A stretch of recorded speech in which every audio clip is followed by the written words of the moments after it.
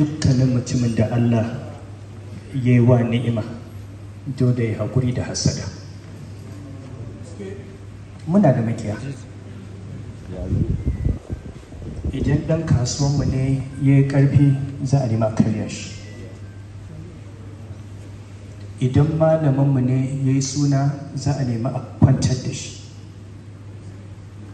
Idan mai sarauta ne ya ƙasaita za a nemi a kada shi. Amma wannan albarkar inda ta zauna, albishir na farko shine wallahi Kano ba yadda za a yi da mu.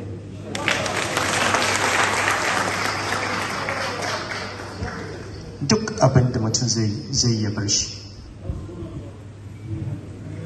Wannan ita ce magana ta farko. Kuma mutanen Kano mu tsaya akan wannan, 'yan kasuwanmu a dage a ci gaba.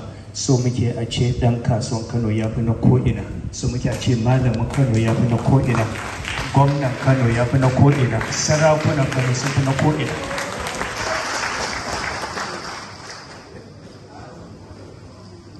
Wannan ya kamata ya zama wani abu da zai ƙarfafa mana zukatanmu, ba abin da zai sa mu raunana ba. Saboda magabatanmu haka suka sha wahala ba yanzu aka fara wannan abin ba, kuma yadda suka tsaya suka bar mana haka insha Allah za mu tsaya mu bar wa 'yan baya.